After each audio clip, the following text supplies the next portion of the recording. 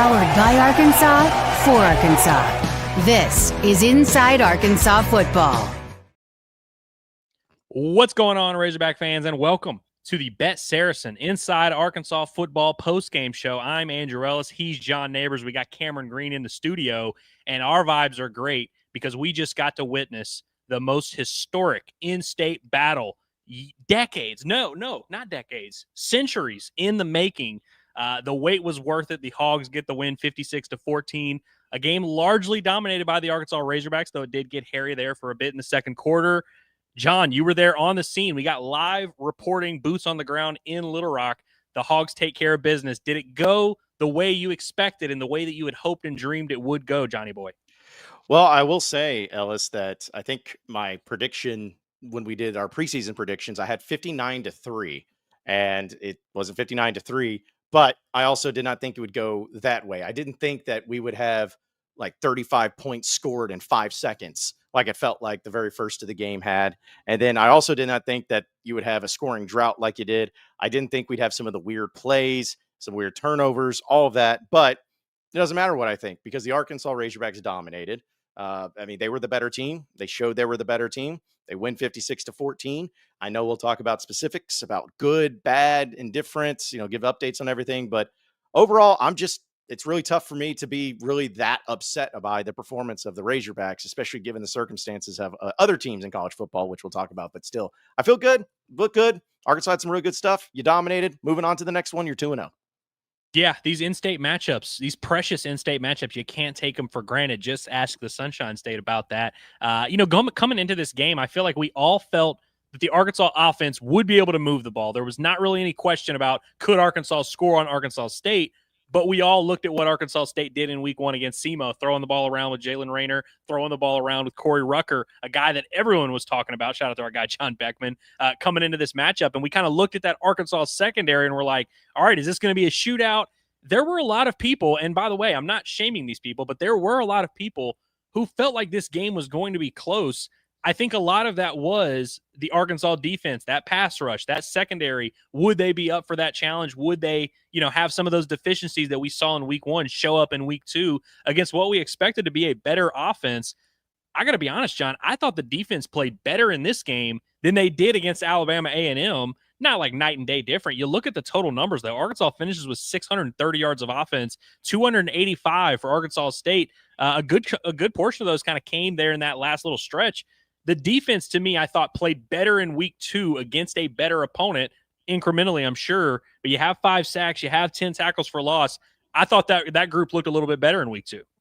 I did too. I really did. I thought that the pass rush was much better, which I know, again, we'll have some specifics to talk about. I think Philip Lee did a really good job today. That dude was all over the place. I thought Cam Ball did some good things. Even Quincy Rhodes, for the challenge man that's coming out, and he did a really good job of it. So I think the pass rush, getting some pressure out there was really big time. And Xavier Sorey, man, that guy, I tweeted it out. I was like, it's Arkansas State. I get it. But the dude looked like the 5-star caliber player that we heard about. I mean, he had an interception. He was on pretty much every single tackle. He had some big hits, some very key tackles that ended up, keeping the Arkansas State from having first downs and whatnot.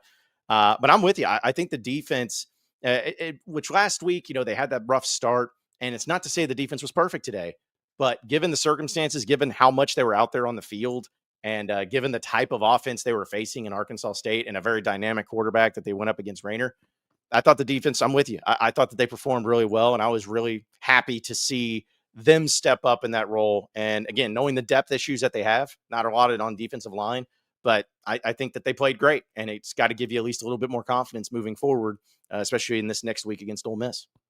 I tweeted out at one point in the game, and I said, when we talk about this Arkansas defensive line, which has been a very hot topic, it's been one of our biggest question marks all year. I think we now, as of today, September 6th, with what we know, I think we now need to start separating ends from tackles when we do that discussion, because you look at the ends and just the production we've seen through 2 weeks. Quincy Rhodes, 8 days ago, Quincy Rhodes had 1 career sack. He now has 4 career sacks, and they've kind of just come here in the last 4 quarters of action. Philip Lee is a guy that had 5 sacks last year at the group of 5 level.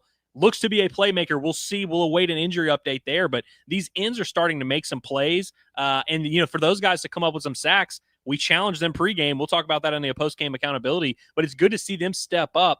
I feel like that's less of a question mark at end than it is at tackle, which we're still going to have that conversation. But going over to the offensive side, though, early on, again, Arkansas, I think there was a point where Arkansas was averaging 23 yards per play, something crazy bonkers through the first 3 drives. Pretty much every time they touched the football was an explosive play, was a big margin there. They scored 28 points in the first quarter and then none until the final minute and a half there of the second quarter. A little bit weird. That's where you saw the 2 Taylor Green interceptions come into play.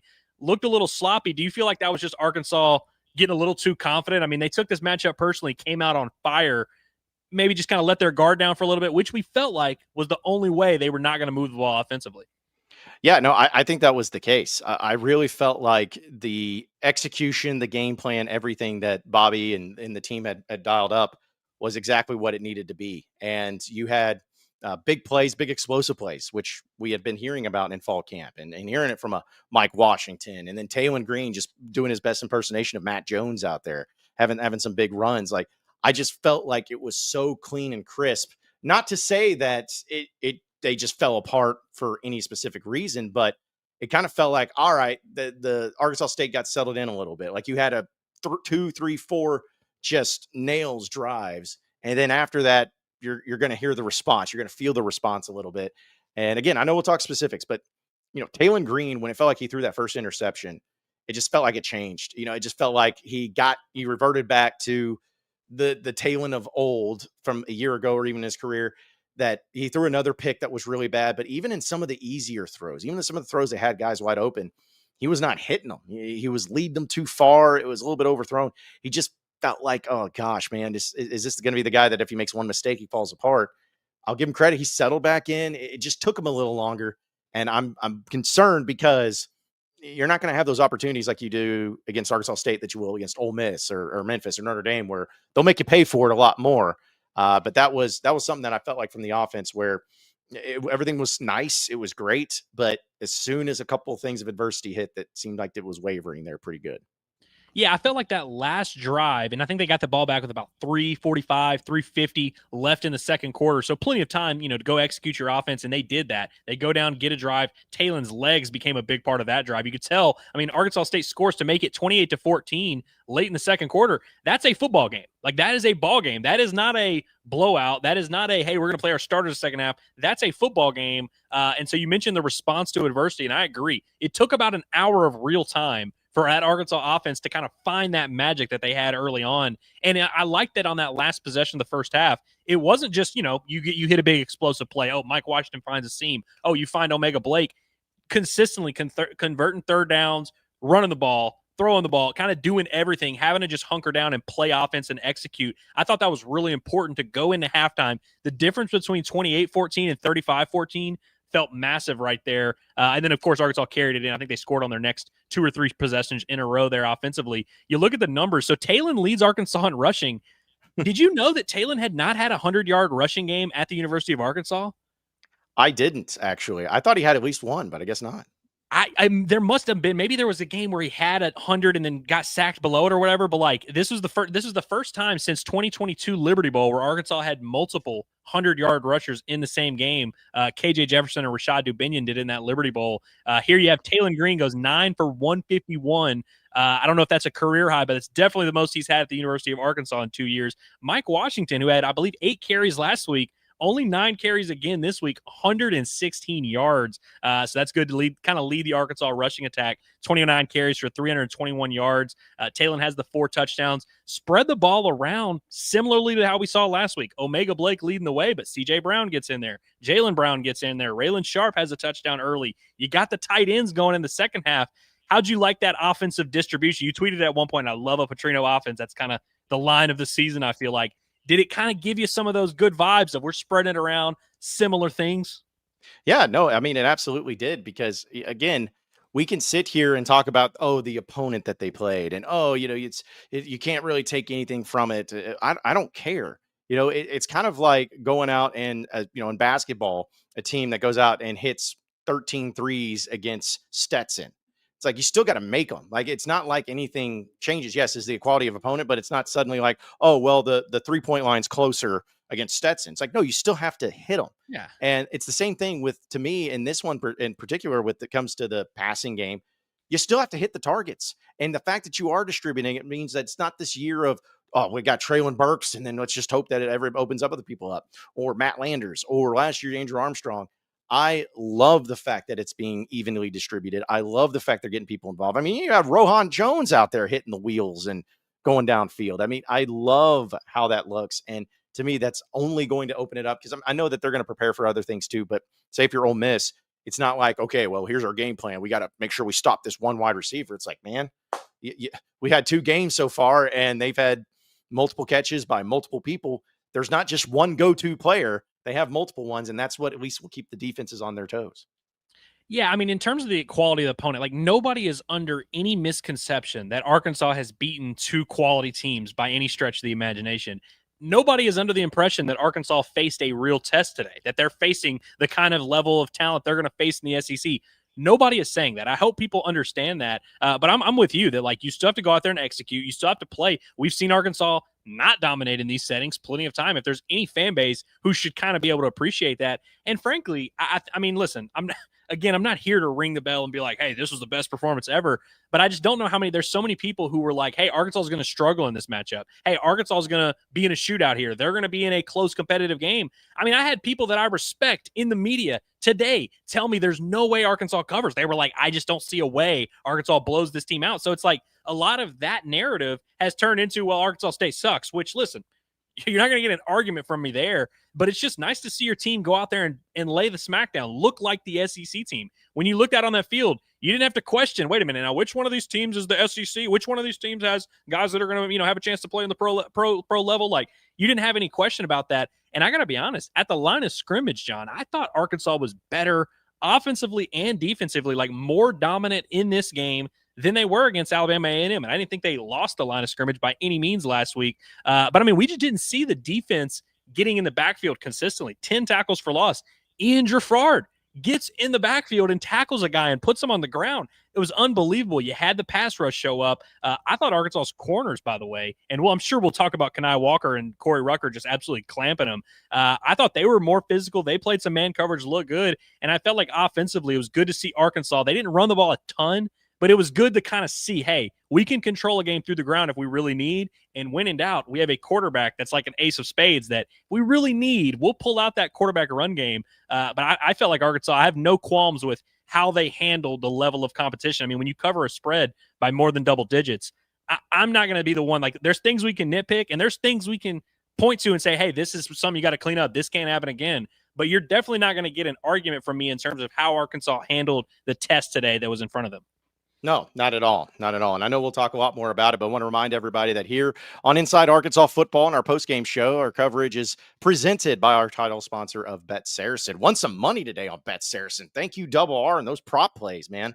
Those end up being big time. So I know a lot of people, you talked about the spreads and everything. They won some good money today, but it's only through Bet Saracen. It's the #1 sports betting app here in the state of Arkansas. And for all of you who have not gotten on the train, who have not started your journey to winning big money this year with Bet Saracen, download the app today. Scan that QR code right there on your screen, or you can check out the link listed below in our live stream. Just click that link and use the code INSIDEAR. Inside AR, it'll pop up for you where you bet $25, you get $125. It's that simple. If you missed out this week, do not miss out next week. Download the app using that QR code. Again, code INSIDEAR.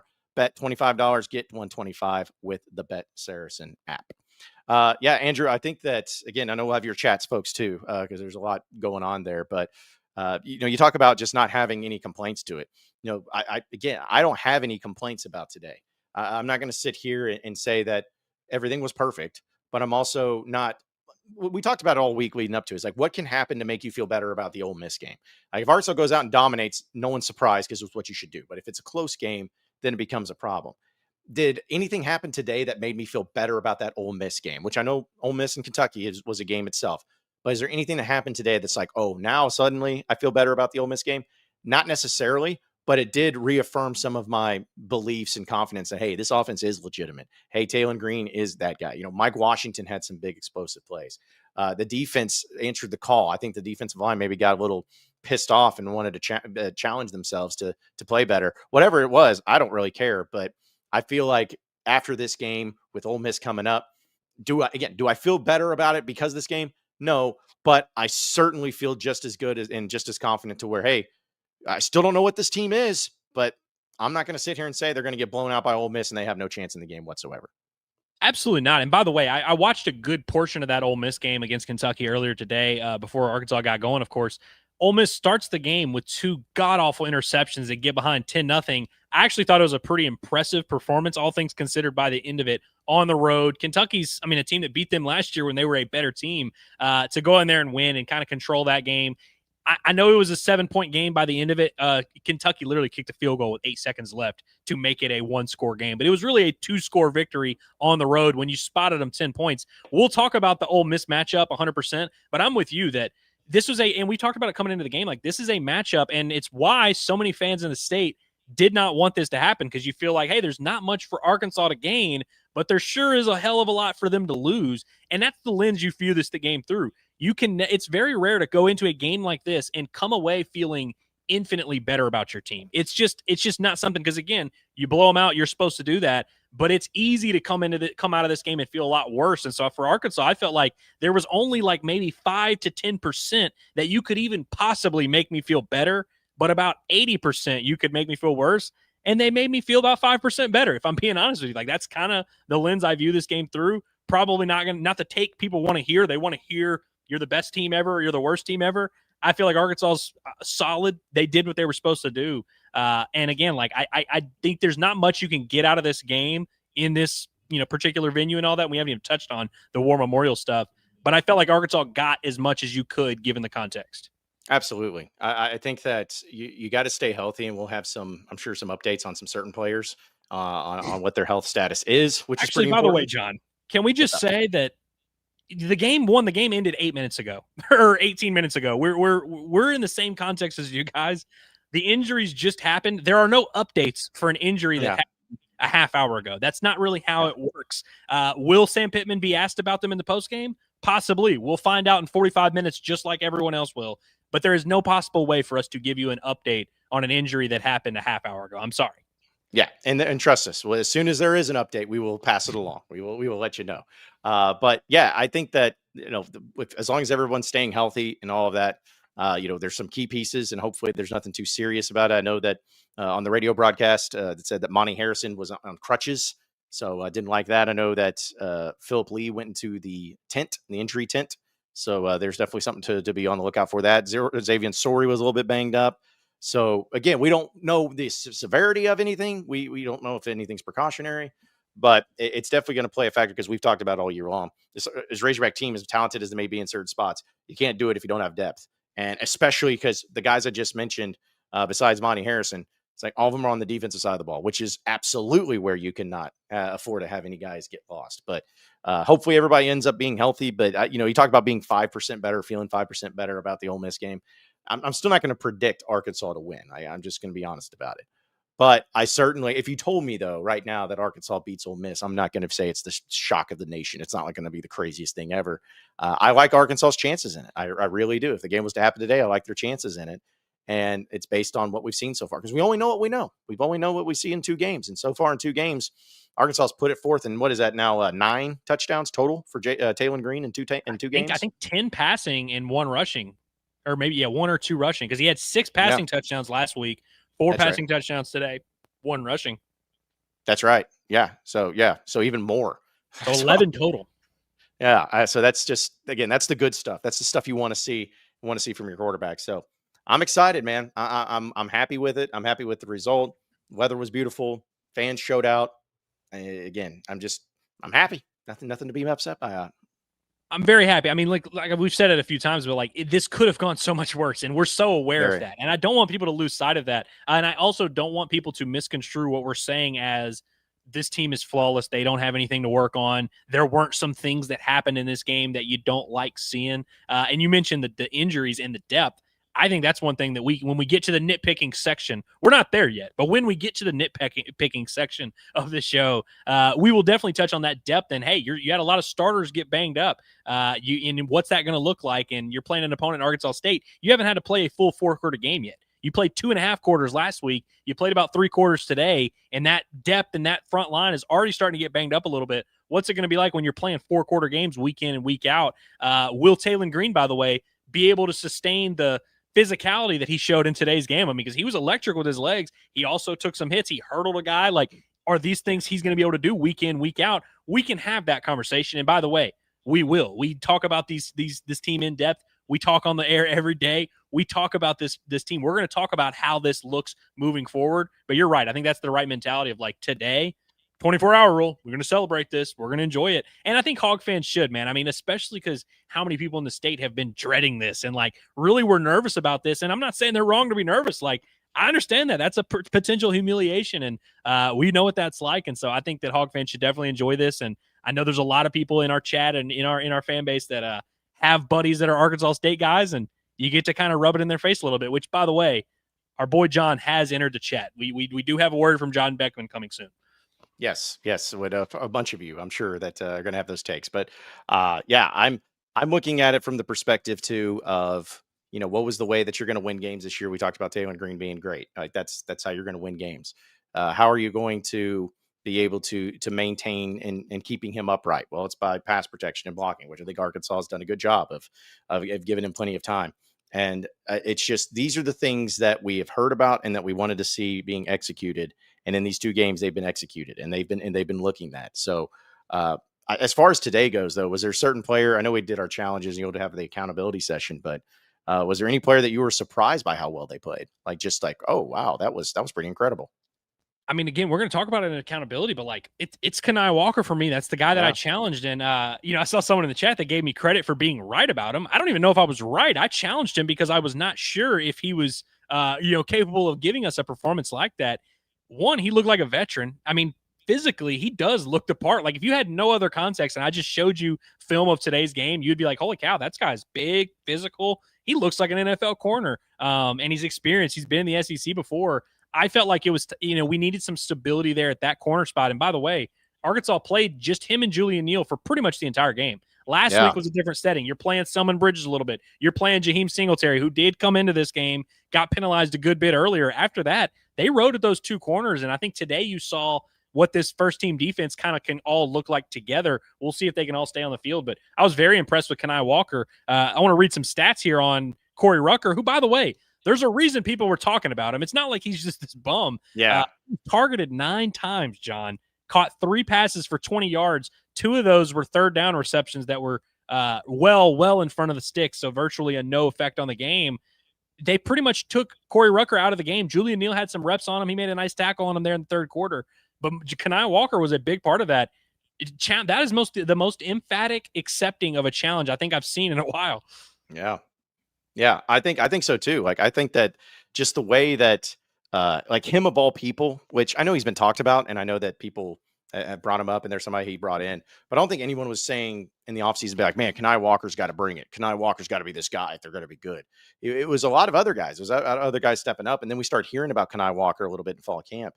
And so it's that to me is makes me feel a lot better as well, is getting that type of performance out of somebody that wasn't expected to just walk in and be that guy and be that next level player. It was more of just like an added piece to it. I like the challenge of it. And I like where he's at. And again, if he can give you that type of performance moving forward, you're going to be in great shape.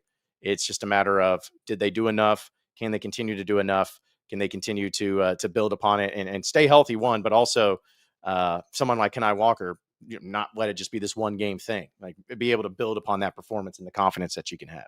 I'll tell you a guy that I'm not surprised by how well he played, because we know he's a very good player. You mentioned he looked like a 5-star earlier, but Xavier Sori, I mean, I thought he was a guy. I think he had 1 tackle last week, and I didn't think he played poorly or anything, although he did not grade out well. But I felt like he was just in on some pass rush. They limited his snaps a little bit. They rotated a good bit. The ball just didn't find him a ton. The ball found him a good bit today.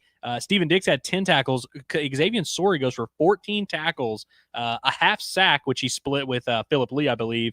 Had 2 tackles for loss and the interception, the first interception of the Razorback season. I mean, you love to see that from your leader, from your captain in the linebacker position. Of all the things we've discussed all offseason, that was one we weren't too worried about. And we kind of felt like, hey, those guys are going to be fine. Good to see those senior linebackers look like senior linebackers today. Really love the way that he played. And Quincy Rhodes, I mean, we touched on it again, 2 sacks. That's, I mean, now have 3 on the year. Like, it's not just going to be that way. You're going to get 1-2 sacks every week, but it's really good to see a guy that we've kind of all penciled in as a guy who's going to take that next step and be a legitimate pass rush threat. He's proven to be that early on this year, man. Yeah, he is. And again, I'm impressed by him, and I'm happy for him, and I'm happy for the performance that he had, because he was one of those players to where, not saying he was ever thinking about going into the transfer portal, but considering how many players Arkansas lost, you're kind of like, oh, well, is Xavier Story going to stick around? I mean, is he going to be somebody that, maybe goes on and wants to go somewhere else? And, former 5-star, what's his attitude going to be like?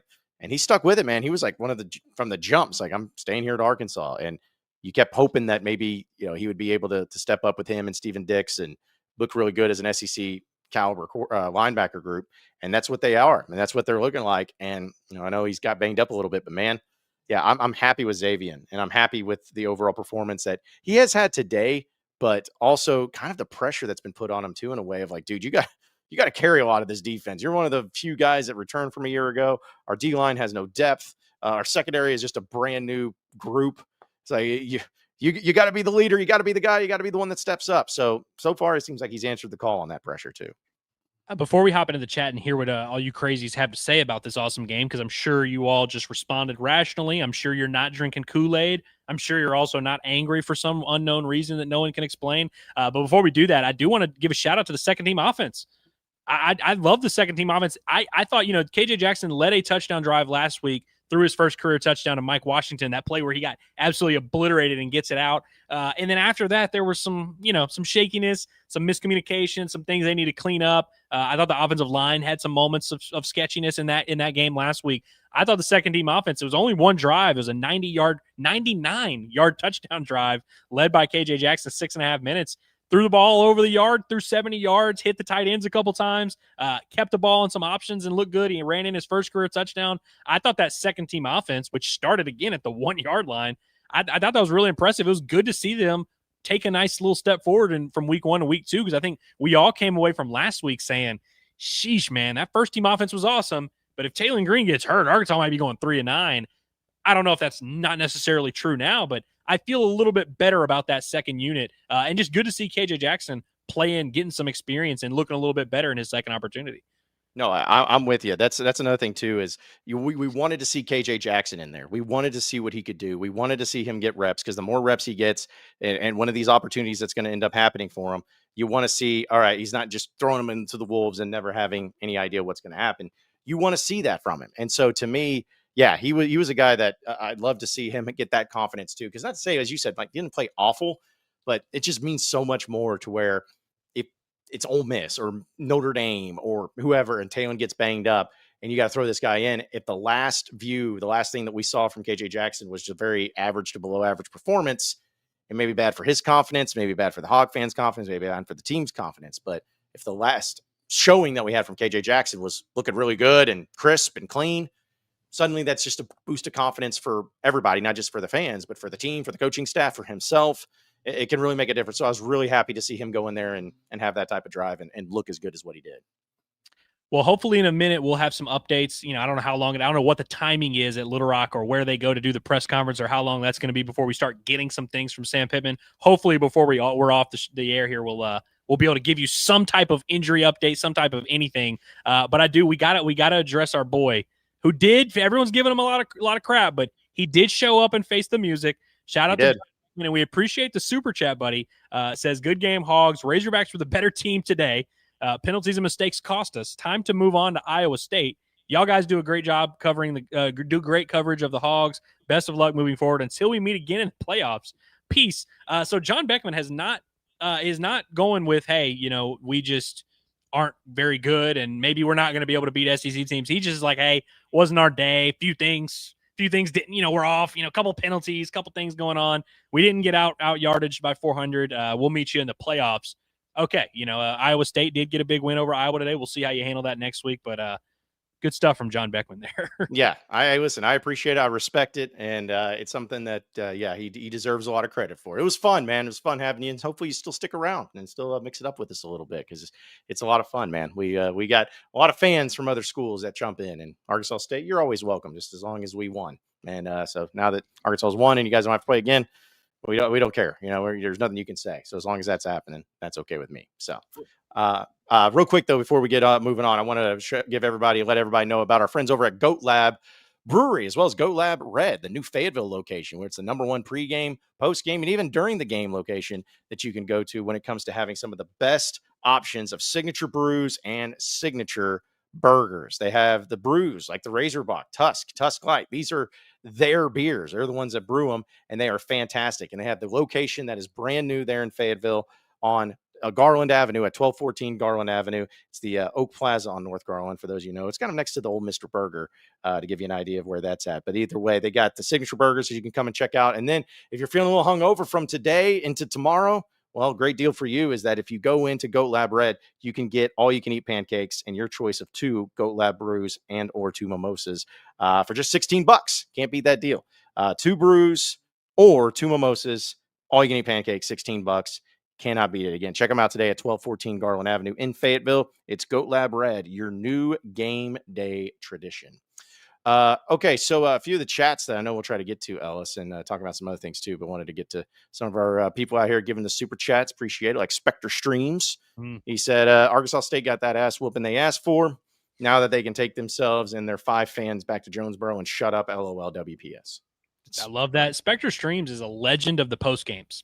Like, I feel like he's a character that just pops up for the post games, which I appreciate. I don't, whether you like one piece of content we do or all of them, we appreciate Spectre Streams. He's always been supporting us, man. And they got what they asked for.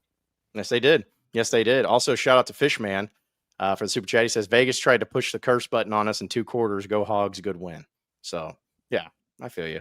It's like you think Vegas was doing the Buffalo Wild Wings thing where they were like, whoa, this is getting a little bit out of hand here.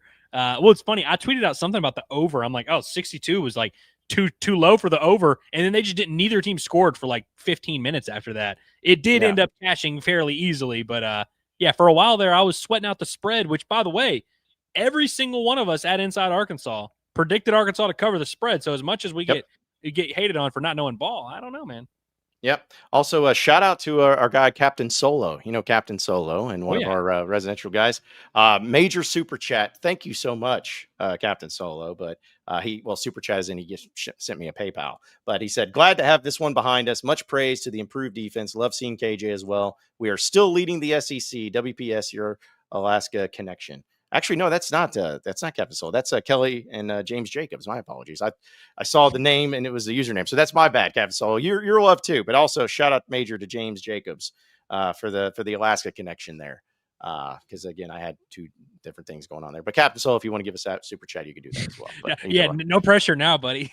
Yeah, seriously, man. Yeah, that was crazy. That was my bad on that. But yeah, so really appreciate it. And I'm with you. Arkansas is leading the SEC. They're #1 right now, so you got to hold on to that as much as possible. Hey, if you did it from point advantages too, like just who has scored the most and allowed the least, I feel like from a point differential standpoint, Arkansas is probably also #1. I mean, LSU only won by like 7 last week. Yeah, that's right. That's absolutely right. Also, let's see a few other chats here too. What's up? Captain Solo did mention in the chat that it is him. Okay, so it is you. Okay, that's what I thought. Man, see, it's been a day. It's been a day, Captain Solo. Real I life apologize. In real time it's like, wait, that wasn't Spider-Man. That was Peter Parker. Oh, okay. Wait, this couldn't be Spider-Man's. This says P. Parker on here. That couldn't be for Spider-Man. Listen. We haven't had very many super chats and post games lately. All right, we had an off season. Okay, so there's that. Oh my gosh! Shout out to Kelku. Holy crap! I don't have the Roadcaster to hit the button, John. I don't. Hold on a second. I may be in here in the deal here. Let's see. Nope, it is not. So we're just gonna have to do it. Beautiful. That was done. Thank you, Kelku, for the super chases. Pancakes and mimosas for the Inside Arkansas crew on me. Go Hogs. Yep, at Goat Lab. Red. Dude, we're gonna Appreciate get you, a Kelku. lot of pancakes and a lot of mimosas with that. I mean, it's $16 Say. just for the 2 mimosas and the pancakes, all you can eat. So, I mean, you do the math. That's a lot of pancakes. Yeah. Yeah, we're adding up here, man. We're adding up. Appreciate you though, Kelku. Appreciate you. It's amazing what happens when Razorback fans are happy. They just are so charitable and so nice. It's great. Yeah. So hopefully it happens more often. Um, let's see. Unbiased Brim says, I'm not drinking Kool-Aid, but I am going to the store to get a pitcher, some sugar, and a couple packs of Kool-Aid. Win versus Ole Miss next week, and I'm having a glass. Listen, I know we'll talk about it, but if you win against Ole Miss next week, I don't care how it's done. If you win against Ole Miss, I'm going to start drinking the Kool-Aid. I'm going to start thinking that this is legitimate and this is a team that could do something, because that's the ultimate test. And not to say that they'll go undefeated. I'm not saying that. But as far as getting to that 8-9 win mark, 1,000%, because then if you take care of business against Memphis, which if you beat Ole Miss on the road, you should beat Memphis, or Ole Miss on the road, you should beat Memphis on the road. Suddenly that Notre Dame game becomes electric at 11 a.m. And if you screwed around and found a way to win that, man, you'll be 5-0. Not saying it'll happen, but geez, that will be, everybody's drinking Kool-Aid and everybody's feeling good about themselves. If you beat Ole Miss, and like you said, it doesn't matter if you beat them 59-0 or if you beat them 2-1, which you cannot do. But if you beat them 3-2, literally, you will still go into that Notre Dame game. One, you'll be ranked for the most, like almost certainly you will be ranked. In fact, I would venture to say you now that they beat Kentucky, because they'll be ranked next week, I would say if Arkansas beats Ole Miss, they are ranked. Is that fair?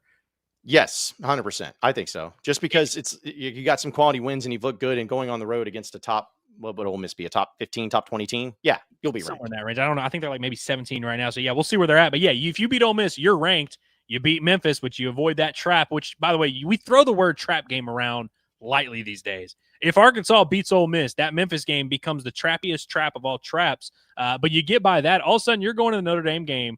I'm not saying game day will be in Fayetteville, although it wouldn't be the most egregious thing in the world if they did come to Fayetteville for what would be a top 15 to top 20 matchup.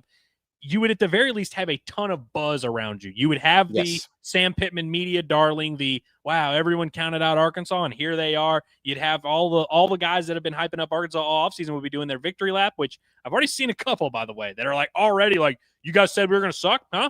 2-0? What's up? What's up? And it's like, okay, but no, seriously, if you beat Ole Miss, you will have earned the right to feel very good and walk with your chest out a little bit. Yep, absolutely. Absolutely. Shout out to Robbie Downtown Brown for the super chat. Says the debate is over Arkansas State every year. No, let's not. I love Downtown Brown. Just judging by, I don't know if I've seen his name before, but just judging by that picture, that name, and just everything there, Robbie Downtown Brown seems like my kind of guy. Like everything, all the information I have, which is not a lot, Robbie Downtown Brown seems like my guy. I'm just hoping that he works for the post office and he just doesn't rock the post office hat for fun. I hope he doesn't. I got to be honest. I'm going the other way. I kind of hope he is not a mailman. That'd be wild, man. That'd be wild. Let's see. Evan Baker says Butch Jones looked like a cherry tomato wait to pop a few times. Was he very red? I guess. I saw him a little bit red. He was getting after the officials a good bit. By the way, I should have clipped it out. I saw everyone always says, I want to see Sam Pittman yell at someone. I want to see Sam Pittman get irritated. I saw Sam Pittman coaching with a little bit of fire today, and I saw Butch Jones also coaching with like a little bit of fire. But you know how it is, John. When you're winning, you're coaching with fire. You're passionate. When you're losing, you're a crybaby. Yep, every single time. Every single time. There's no in between on that. Let's see. David says the only thing I learned today is that our receivers are better than anticipated. I mean, I'm not going to sit here and say for sure they are 100% better than we anticipated, but they are as good as I was hoping they would be. Like at this point in time, I know I have options in there, but Omega Blake's that dude. I mean, there's a reason why so many people wanted him. There's a reason why he's like your highest rated player in the EA Sports College Football game. Like the dude's living up to the billing. But it's just nice to have other options there too, because we kept hearing about how speed and the Browns are so fast, and it's like, great, we heard that about Satania too, but we didn't get to see much of it. Like, where's it at? It's like, now we're seeing it. We're seeing the speed and athleticism for all these different wide receivers. Yeah, I like how many different areas of the field Arkansas is able to attack and able to get these guys the ball. The crossing routes, I mean, the mesh, like we know that's the typical Bobby P. That's vintage Bobby P. When you get those just guys, the 3 levels of crossers, and you just have your pick as a quarterback. Oh, am I going to hit the tight end 10 yards down? Am I going to hit CJ Brown coming right here? Or am I going to hit the deep over? Like, what's going on? Omega Blake, by the way, who led the country, if I've said it once, I've said it 1,000 times, led the country in yards per reception. He hasn't even really gotten that going yet. Like the downfield, take the top off the defense. He hasn't even really had to do that. Arkansas State, by the way, played a lot of too high, kind of letting everything be in front of them. And Arkansas had no issue doing that. I felt good about that for sure. The receivers, I'm not ready to say they're like an above average SEC receiving core, but I feel better about them so much than I did about 6 weeks ago. I do too. 100%. Shout out to Mark W for the super chat. Says, chug the Kool-Aid. Hogs have dominated so far. You remember Mark W, right, John? He's the one that would like just spam the same chats over and over again in our post games. Yeah. He would be demanding that you tell Sam Pittman he's good. There was like one show where you weren't even on the show, and he's like, "Why will John not give Sam Pittman his credit?" I was like, "Hey, I don't know." Yeah, I'm sure it'll be back. I'm sure it'll come back at some point. 501 Hawk says special teams a little shaky, but I thought we played good for the most part. Yeah, that kick return was unacceptable. That was just bad. There was no reason for that to happen. And Scott Fountain was pissed. He was out there pissed off over that. Yeah, Scott Fountain, by the way, by the way, shout out to our guy Hayden Ulmer, who when I tweeted about the kick return, he tweeted at me and said, "Dang it, Scott!" That's a reference for us. Basically, we've just captured that. But also, Sam Pittman was yelling at Scott, likely saying, "Dang it, Scott!" When Arkansas had to call that timeout, when Arkansas State's lining up for the field goal, Arkansas all of a sudden has can't get the substitutions in, have to call timeout. You also had a procedure penalty on the kickoff, later in, and then you had to burn a timeout getting your drive going. I thought that was a little bit weird. I didn't like a lot of that. The second quarter, I got to be honest with you, I'm cool. I don't care about it, John. I'm happy. The second quarter of football, I was not pleased with from the Arkansas Razorbacks all around. No. I mean, it was a little bit uneasy there in the stadium. Not to say that people think Arkansas is going to lose, but it's just kind of like, why? Like, why can't you just dominate from the jump? And why are you doing dumb stuff? Why are you having a kickoff return? I made the joke. It's like 14-0 leads for Arkansas are dangerous. It was the way against Oklahoma State last year. It was the way against A&M when KJ, did the dive thing. It's like just 14-0 leads are never good. Luckily, this one ended up being okay, but it was certainly a little bit suspect there for a change.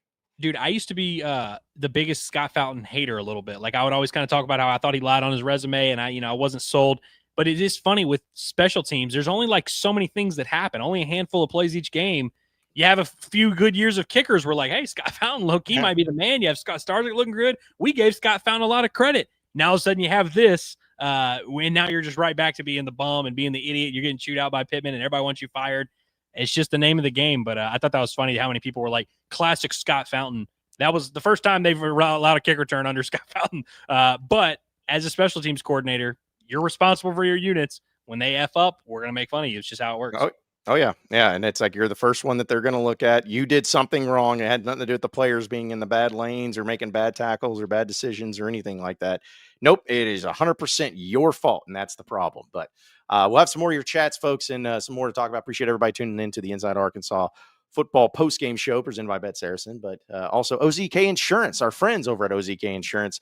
I know a lot of you are tired of juggling insurance companies trying to find the right coverage. Well, look no further because OZK Insurance and Rogers, they make insurance simple again. As a 100% independent agency, they shop the entire marketplace to deliver the best combination of cost and coverage, saving you both time and money. Whether it's home, auto, boat, motorcycle, life, or commercial insurance, their friendly team has access to a wide range, flexible options designed just for you. And they serve Northwest Arkansas as well as Central Arkansas, including Bentonville, Centerton, Fayetteville, Little Rock, Hot Springs, Springdale, and beyond. Let OZK Insurance be the trusted advisor you never knew that you needed.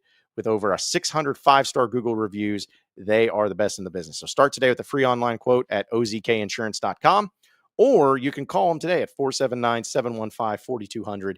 That's 479-715-4200. It's OZK Insurance, protection made simple. Again, appreciate everybody tuning in today here on the Inside Arkansas Football postgame show. Trying to get to as many chats as we can in there too. Let's see. Hogs by 94 wants to know about the penalties.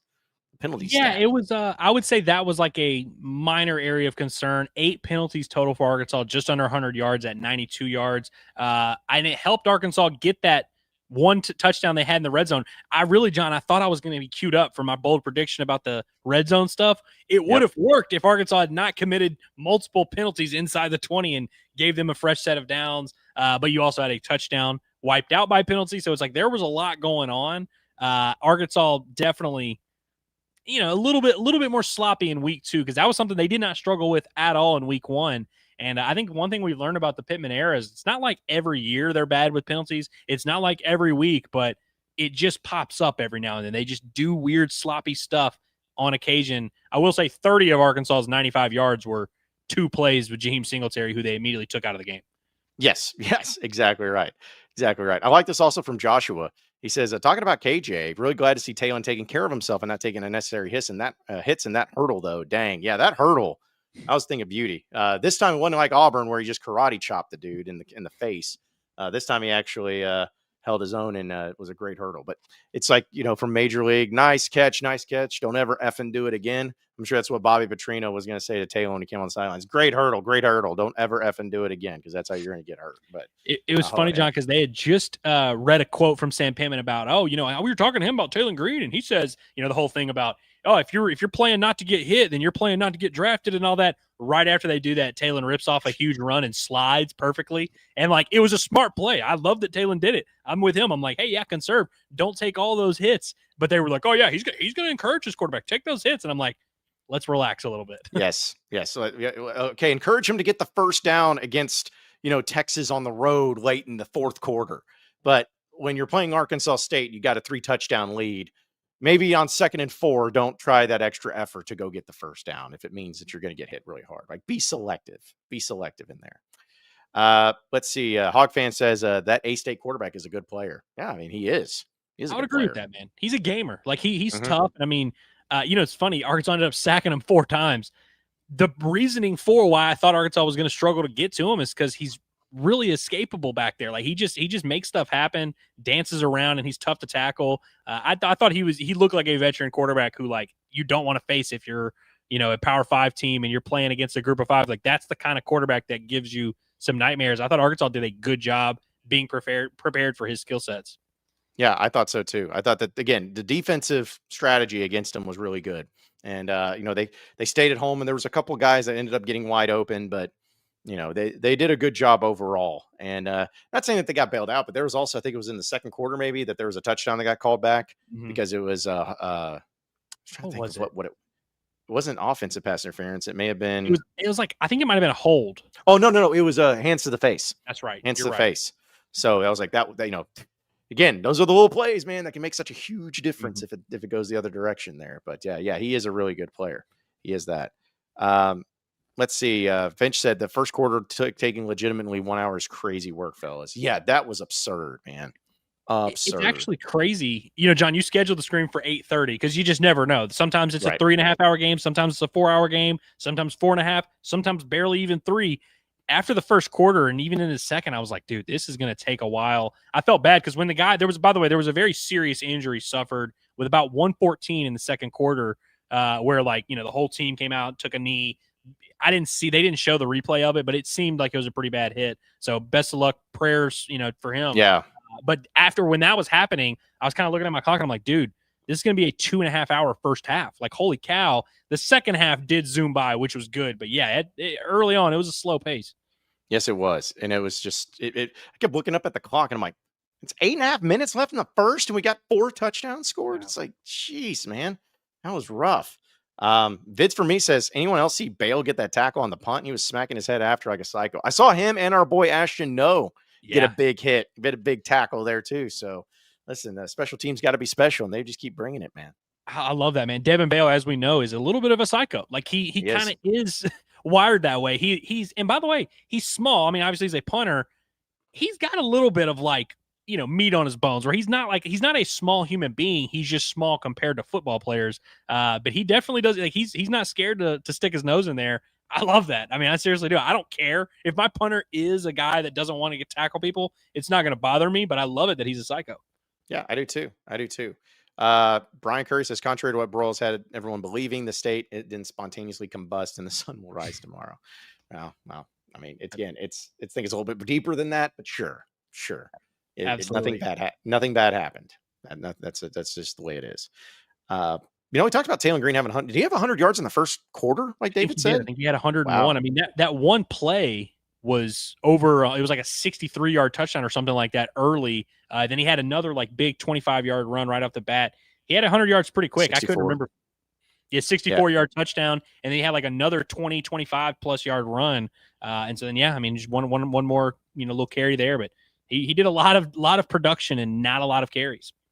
I love this from Go Hogs. He says, Taylor's on track as of now to match Lamar's Heisman year. Don't think he'll actually do it, but it's been impressive so far. Like, I get what you're saying, and I know I don't think anyone's saying that. But if you said, hey, by the way, first 2 games, Taylor Green's got like 13 total touchdowns and 2 interceptions and has thrown like 500 and some odd yards and completing close to 70% of his passes, I'm like, it's good. I like that. Keep doing that all the way. Yeah.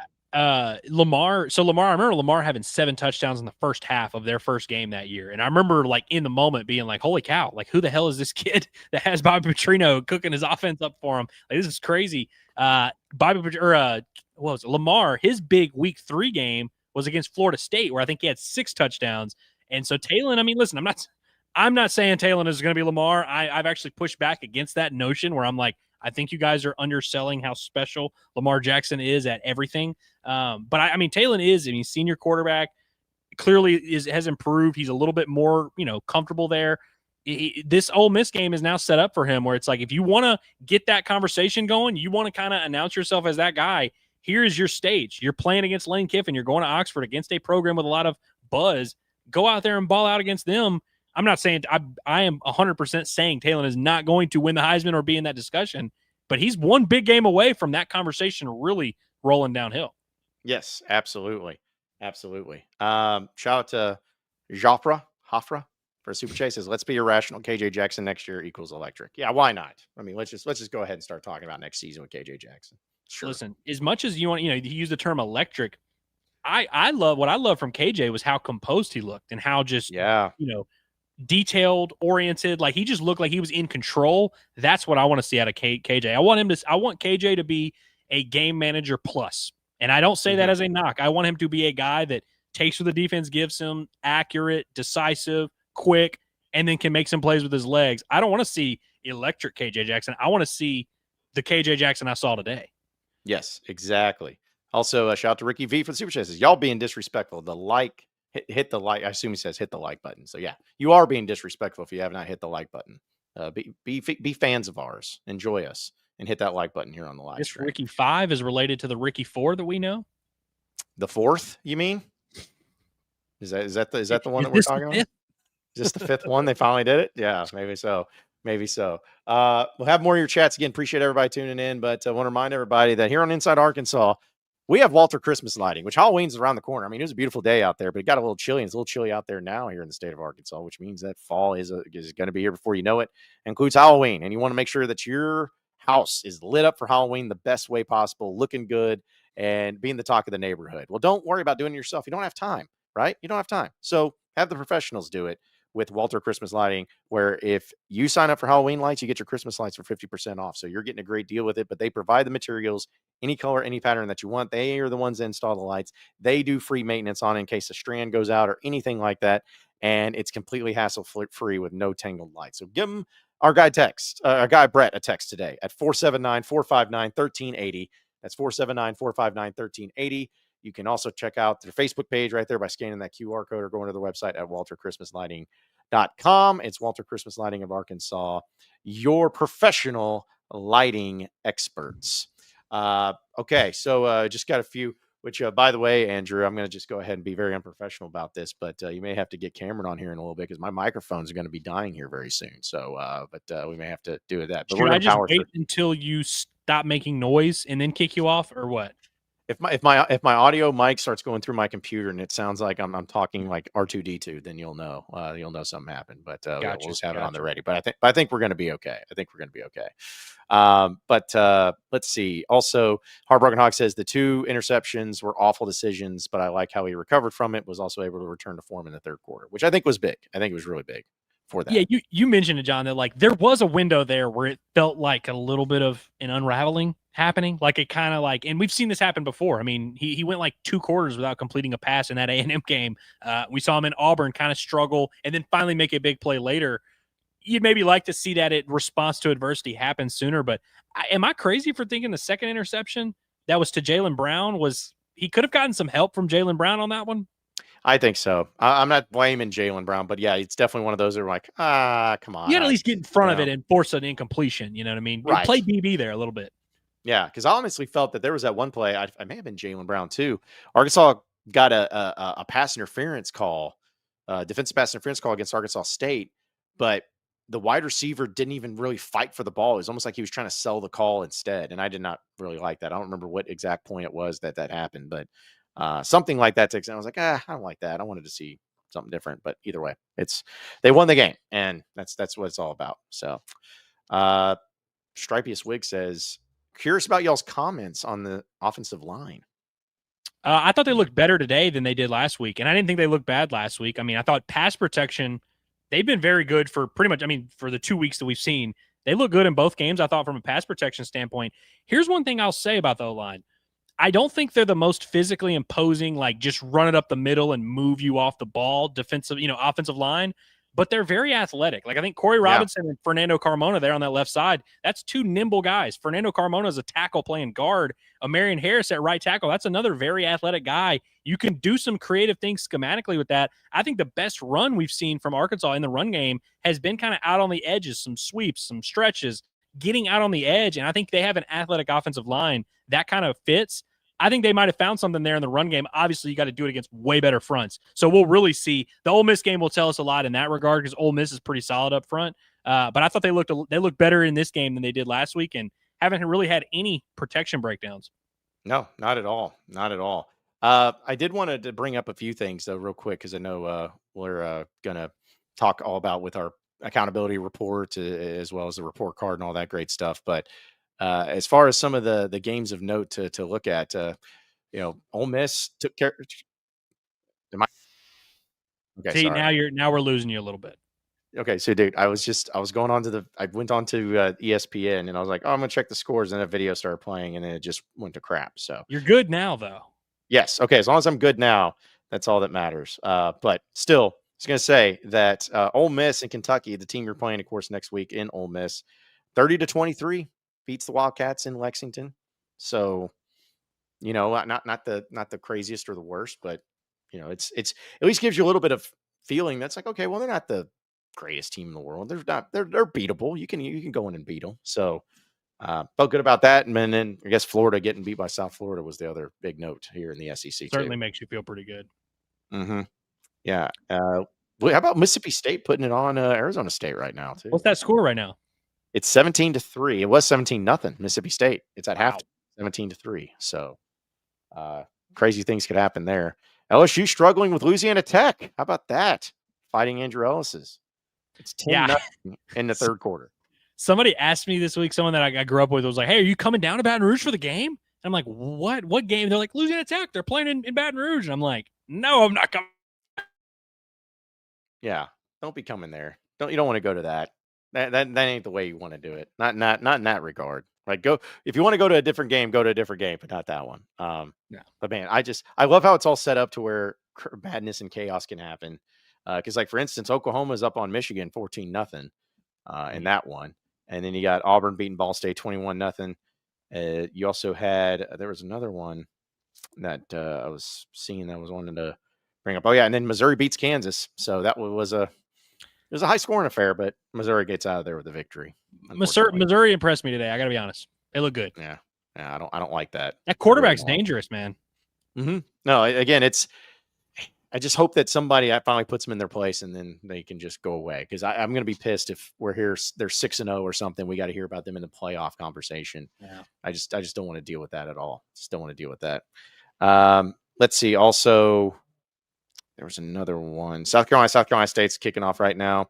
Virginia Tech's up on Vanderbilt 20-10 at halftime. 42-0 Alabama on Louisiana Monroe. Whew. That was I think Alabama's just coming back out and they're pissed off about something. What happened in Georgia, Austin P? Did you watch this game at all? Why is it 28-6? I did not. There was a delay at one point during that game, so I think it might have had some bad weather and some rain or something like that. I just saw Georgia go up 7-0 and stop paying attention.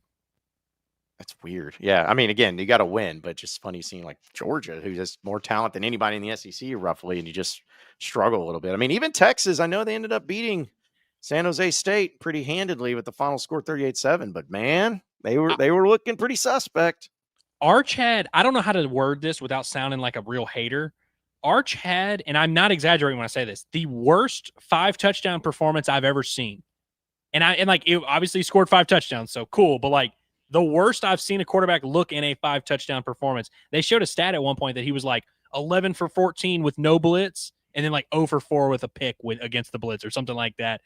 Pretty much anytime he was asked to do something real, he wasn't able to do it. He did. He had like a seam route that just went 90 yards to the house or something like that. He looked shaky, but he did have good stats. Yeah, I just kept seeing tweets. Not seeing tweets because I was driving, but getting hit up with text messages from people. They're just like, Arch sucks. Arch sucks. Yeah. Maybe he's just bad. I was like, oh gosh, must be looking bad for the Texas Longhorns if that's the case. Let's see. Also, K Hump says it seems like they're being very conservative with Mike Washington after Jaquin Jackson being banged up so much last year. I think this is fair because they go about 2 quarters of every. I mean, the first 2 games we've seen, they've gone like a quarter and a half without even having Mike Washington on the field. Like they gave Braylon Russell a lot of run, not a crazy amount of carries, but like he was on the field pretty much the entire second quarter and into the third quarter. And then you kind of forget, and then they bring Mike Washington back, and you're like, oh yeah, I forgot we have this guy who's allegedly very electric. And by the way, he looked very electric today. He looked awesome. He looked like what we wanted him to look like. 17 carries through 2 weeks. I'm not complaining about it because I think this is a great point that last year, Jaquin Jackson, you read off the stats earlier, John. There were a couple of those early games last year against like Oklahoma State. He rattled off like 26 carries. Against UAB, he carries the ball a ton. I'm not sad that Arkansas doesn't have to do that this year.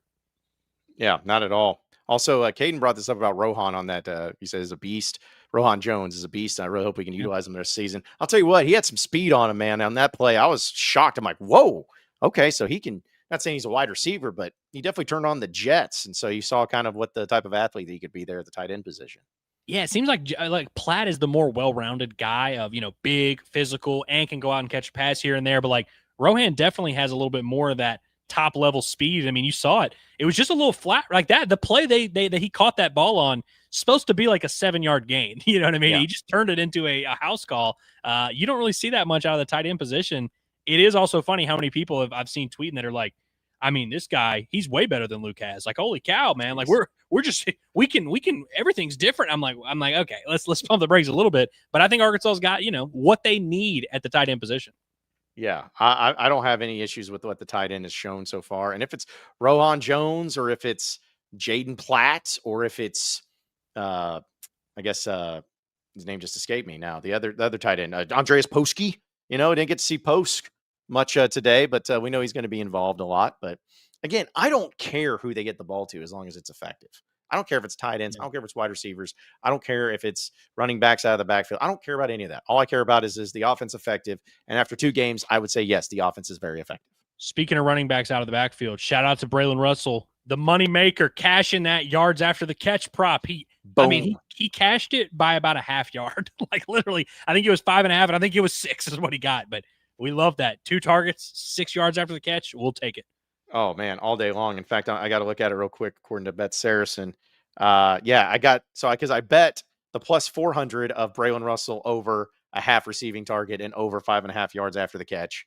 Got it. And then the over half reception and over 7.5 total yards receiving. Both those combined for plus 700. So it was a great day. Shout out to me for on the show today, telling people not to bet the Talon touchdown prop, which cashed, and telling them to bet the yardage one, which did not cash. He did not have the passing yardage for it. Yeah, no one's going to remember that. No one's going to hold that against you, I'm sure. So, because Dylan says, how much money did y'all win on Bet Saracen today? I'm not telling you, but it was enough. It was enough to pay for my trip and gas money to come down here to Little Rock and come back. So, well, listen, I made a lot on the Arkansas Razorbacks. In the Arkansas game, tremendous day. And I've tread water in every other game. So, Yeah, that's fair. That's fair. Well, Andrew, I think, is there anything else that we didn't cover? Any other things that we got to make happen? I think any of the other things that we're going to make happen are going to happen on an accountability session and a post-game report card, as is the case every week. As is, you're going to get that devotional. You're going to get all the great stuff, and so I'm excited about the result of this game. I'm pleased with the pig, and yeah, I'm excited to continue breaking down this football team. Good vibes after 2 weeks. I'll take it. Yeah, I will too. Yeah. So be sure to tune in to everything we have here at Inside Arkansas with all of our Inside Arkansas football content, because we are going to be having the accountability session and the report card and the devotional all coming at you here soon, tonight and into tomorrow and into the next day. And then we'll have Inside Arkansas Live back at it on Monday. So we're going to be busy having all the reactions from this game and all of college football. And it's a lot of fun. And we appreciate all of you tuning in. Appreciate all the ones that showed up to Little Rock and all the people in War Memorial and everything there too. And that'll do it for us. So for Andrew Ellis, as well as producer Cameron, I'm John Neighbors. Same sports show, same sports channel. Next week for the pre-games and post-games presented by Bet Saracen. But stay tuned for all of our great Razorback content coming up here on the football season here on Inside Arkansas.